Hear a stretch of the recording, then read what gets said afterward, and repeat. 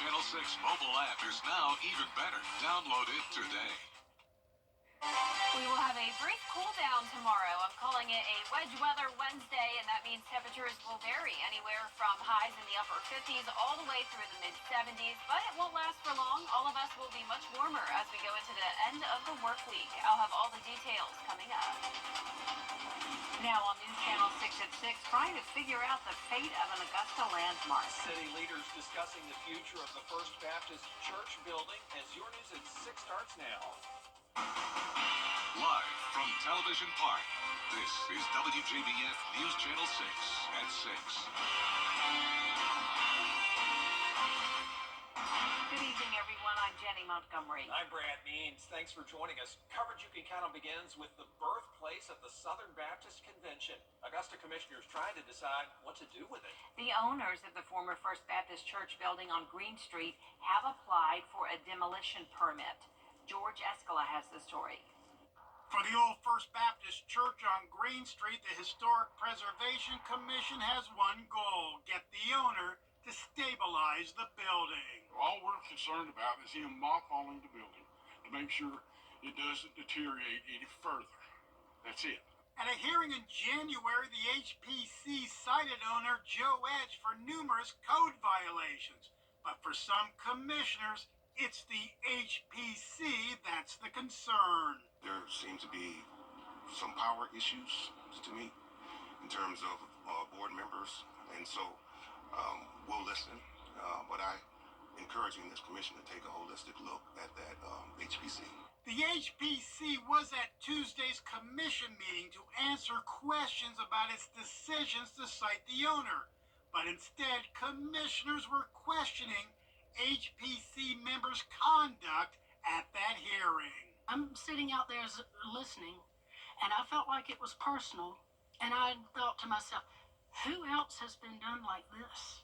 They don't know what we do. They say somebody's rude. Well, if you get a decision you don't like, maybe you're going to say we were rude because you don't like the decision.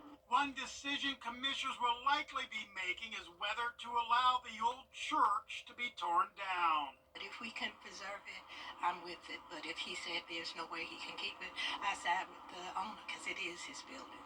The HBC says it's following its rules. Rules commissioners are now considering changing. In Augusta, George Escala, WJBF, News Channel 6. Time now for a check of the weather. Let's check in with our chief meteorologist, Jenna Petracci, on this warm day. Yeah, another very warm day and a beautiful day with lots of sunshine. As we take a look here at our Terry Lambert Hyundai Skyview cam, you can see the sun just set as of 6:02, and this is a view in Waynesboro on our Terry Lambert Hyundai Skyview cam. Hot off the press today, we did break our record high temperature of the day. That old record was 80 degrees set back in 1927, and we were at a very warm 81, putting us 20 degrees above our average of 61. So right now, temperatures are around 10 degrees warmer than they were yesterday in some places, and we're now down to 70 in Augusta, so dropped by around 10 degrees now that the sun has set. Thompson, you're at 78 still, 77 in Millen, and Wrightsville, you're at 77 as well, 75 in Edgefield and Aiken at 71. Dew points are in the 50s, even some upper 50s here and there, so we do have some moisture around, and patchy fog is going to form once again tonight through tomorrow morning. Winds are pretty calm at the moment, at least for around half our area. A little bit more breezy down towards the south, and satellite radar showing mostly clear conditions, but clouds will increase throughout the night. You can see some of that cloud cover down to the south of us with this weak cold front coming through. Now tomorrow we're going to have high pressure up the east coast, and that is going to drive in a northeast wind, bringing us some cooler temperatures for tomorrow afternoon. But in the meantime, tomorrow morning is actually on the warmer side due to those clouds.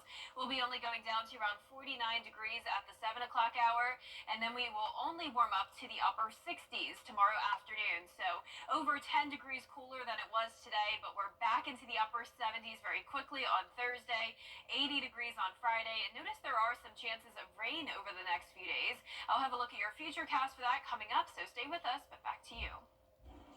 The president of Augusta Tech could be on the move. Today, Dr. Jermaine Worrell was named the sole finalist for president at Savannah State University. Dr. Worrell has been at Augusta Tech since November 2020. Savannah State's Board of Regents will vote to approve Dr. Worrell within the next 5 days. An Augusta man facing a federal charge in the shooting of a South Carolina state trooper. Today, Derek Gathers was indicted on a federal count of possession of firearm by a felon. Gathers charged with 2 counts of attempted murder after allegedly shooting Lance Corporal B.A. Frazier in the face during a traffic stop in Bamberg County. That was back in 2023. Lance Corporal Frazier later made a full recovery from his injuries. In Richmond County, a suspect now charged in a suspicious death investigation. Curtis Hightower III is charged with aggravated battery and exploitation of an elderly or disabled person. He's accused in the death of 82-year-old Harry Millard. Investigators believe Millard fell down at the Barclay House Senior Living Center after somebody hit him. Curtis Hightower was a temp nursing assistant and no longer works at the facility. Here we are 4 months after Hurricane Helene, and a lot of nonprofits in our area are still feeling the impacts that storm left behind. Bria Smith joining us now with a look at how you can continue to help. That's right, Brad. Well, Safe Homes of Augusta provides programs and services to men, women, and children who have experienced domestic violence. Their goal is to continue doing so, but they need your help. Like many, the impacts of Hurricane Helene are still lingering. Staff at Safe Homes say that is true for them, as they've had to cancel annual fundraising events due to the hurricane's impact. Leaders at Safe Homes says it's the community's help that allows them to provide the resources that they do. Unfortunately, due to the hurricane, we had to cancel our largest annual fundraiser, which is Fake It to Make It. And while we will have the event in 2026, it's definitely made this year all the more important for our community to come together and support. So we've been really fortunate that we've had a lot of individuals and businesses reach out to see how they can help, how they can plug in, because everything counts. This Saturday, February 8th, the Tony Howard Motown Review concert will be held at the Columbia County Performing Arts Center, where proceeds will benefit Safe Homes. Jenny? All right, thanks so much, Bria. The Columbia Judicial Circuit District Attorney has been called to military service. Bobby Christine is a Major General in the U.S. Army National Guard. Starting this Saturday, he'll be heading up to Washington, D.C. for temporary duty. Christine will still consult with the DA's office while he's gone. Richmond County Sheriff Eugene Brantley is new to the job, but says his office is already cracking down on crime. Last month, they made 67 arrests, seized 57 guns, $16,000, and addressed 38 drug cases. The sheriff says community support is key. Communities know that we're working hard. I think the numbers show that we're actually out there working, and to be patient, it's not an overnight thing, something we can fix, but I think maybe 6 to 7 months down the road, we should actually start to see more officers out on the street than they actually see now. Brantley says he's already received letters of thanks from this community. Sheriff Brantley also is trying to make sure crimes aren't being committed within his own office. One of his jailers was recently arrested. Omar Riley is accused of misdemeanor battery for allegedly tasing an inmate unlawfully. Riley has been a jailer at the Webster Detention Center since 2019. He was terminated on Monday. Well, today marks World Cancer Day, and the Georgia Cancer Center is recognizing that. The goal is to highlight urgent information about all kinds of cancers and the importance of early detection, helping patients manage the disease the best they can. Cancer is complicated, and it's not just about the cancer, not just about what chemotherapy or radiotherapy or surgery I'm going to do. Everything that comes around that, whether it's physical therapy, whether it's the nutritionist, whether it's the psycho-oncologist, the outcomes have improved significantly. It's very scary, but always, ask questions, always get the support of your family, and also investigate other clinical trials that may be helping. You can check out the Georgia Cancer Center's website for more information about support groups and other resources. Still ahead, cuts coming from the federal government. We'll tell you about the changes as your News at 6 continues. News Nation tonight. some technical problems with that. Sorry about it. But we have Jennifer Trotty. Yeah, Jenna's got the weather. She's unmuted her forecast and ready to proceed. I'm excited to show you this graphic because notice the background here. It has the blues and the yellows. That's exactly what our temperatures are going to look like tomorrow across the CSRA. Some of us will be cooler while others will still be warm. And I'll have more details on that coming up after this break. Need inspiration fresh for everyone.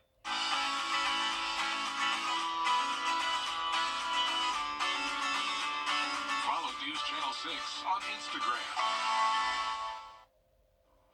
Now, your most accurate forecast with WJBF Live Viper 6. Welcome back. So at the top of the show, I mentioned how we broke a record high today. We made it to 81 degrees, and on average, our first 80-degree day doesn't come until February 22nd. So we are well ahead of schedule, and the warm temperatures will continue for the most part this week. We'll get into that in just a moment.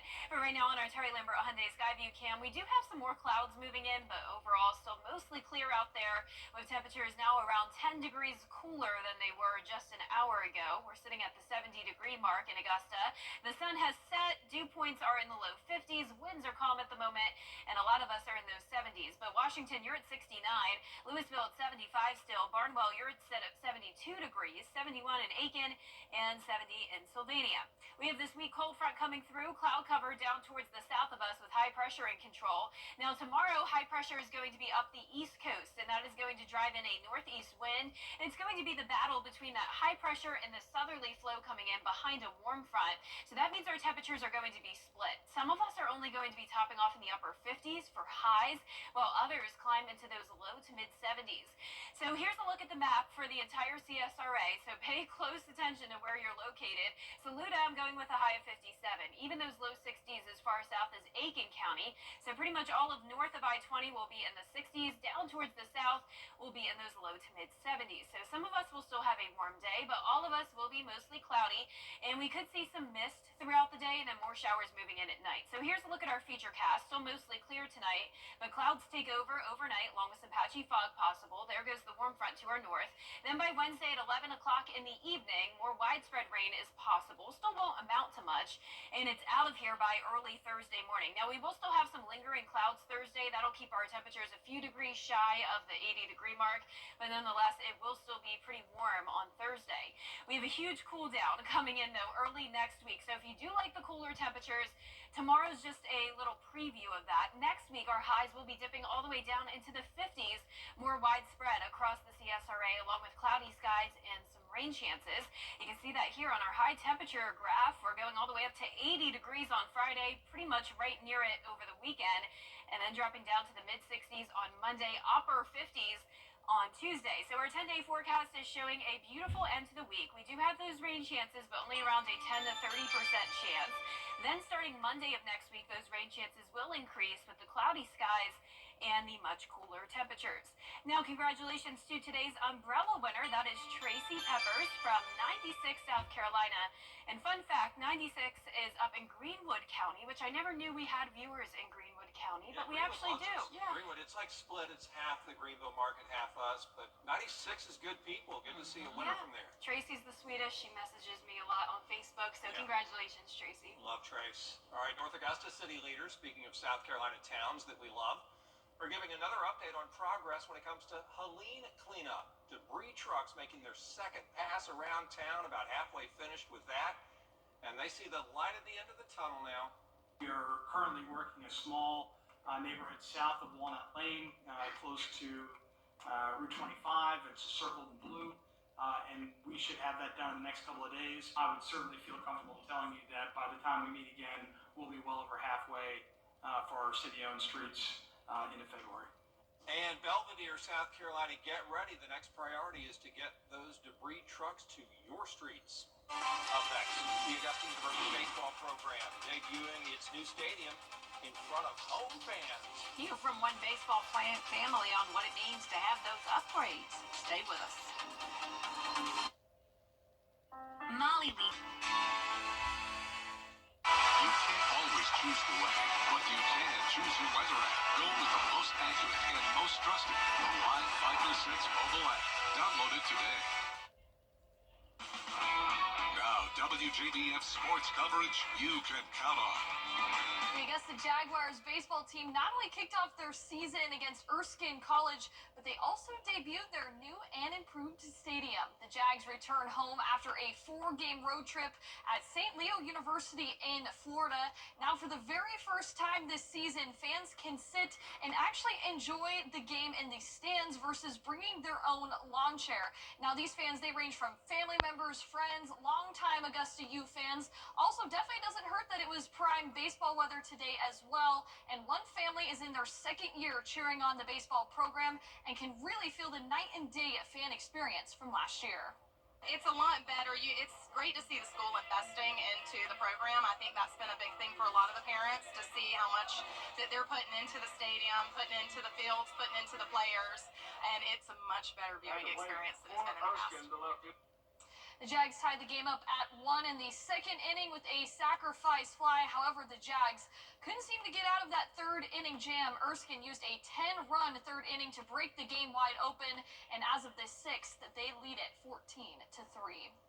And in girls basketball, it's a pivotal rematch with the Josie Eagles and the Thompson Bulldogs squaring off in a region battle. Josie is riding an 8-game home winning streak, while Thompson, they're on a 5-game road winning streak. The Eagles are coming off a 54-46 victory over Butler, and meanwhile, Thompson cruised to a 57-11 win over Glen Hills. The 17-3 Eagles are looking for a revenge, though. The last time these two teams played one another back in January, the Bulldogs came out on top 61-49 thanks to Jada Kendrick's 21-point performance and those 7 rebounds she had there.